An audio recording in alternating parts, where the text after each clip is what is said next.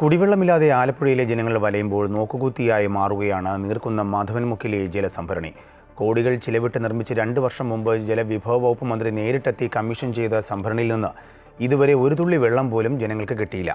ജനങ്ങളുടെ പ്രതിഷേധം ശക്തമാകുമ്പോഴും മൗനം നടിക്കുകയാണ് ജല അതോറിറ്റി.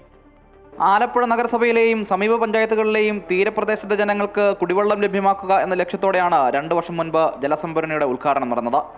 അമ്പലപ്പുഴ വടക്ക് പഞ്ചായത്താണ് ഇതിനായി സ്ഥലം വാങ്ങി നൽകിയത്. ജലജീവൻ മിഷൻ സ്കീമിൽ ഉൾപ്പെടുത്തിയായിരുന്നു നിർമ്മാണം. എന്നാൽ 2 വർഷം പിന്നിട്ടിട്ടും കോടികൾ മുതൽ മുടക്കി നിർമ്മിച്ച ജലസംഭരണിയിൽ നിന്ന് പ്രദേശത്തെ ജനങ്ങൾക്ക് ഒരു തുള്ളി വെള്ളം പോലും ലഭിച്ചിട്ടില്ല. വാട്ടർ സ്റ്റോറേജിന്റെ നിർമ്മാണം പൂർത്തിയാക്കി 2 വർഷം പിന്നിടുമ്പോഴും അതിനിടയിൽ ഒരുപാട് ആരോപണങ്ങളാണ് ഈ വാട്ടർ സ്റ്റോറേജിനെ ചുറ്റിപ്പറ്റി നടക്കുന്നത്. ഈ വാട്ടർ സ്റ്റോറേജ് ഈ വാട്ടർ ടാങ്ക് പുറത്തുനിന്ന് നോക്കുമ്പോൾ ചരിഞ്ഞിരിക്കുന്നതായിട്ട് കാണുന്നു എന്നാണ് സമീപവാസികൾ പറയുന്നത്.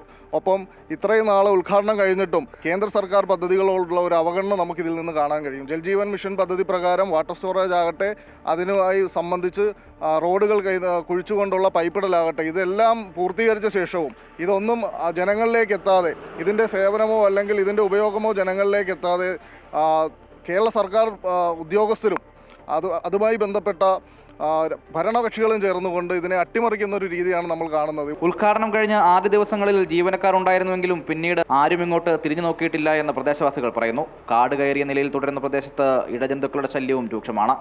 നിർമ്മാണത്തിൽ അപാകതകൾ സംഭവിച്ചതുകൊണ്ടാണ് ജലസംഭരണിയിൽ വെള്ളം നിറയ്ക്കാത്തതെന്ന ആരോപണമുണ്ട്.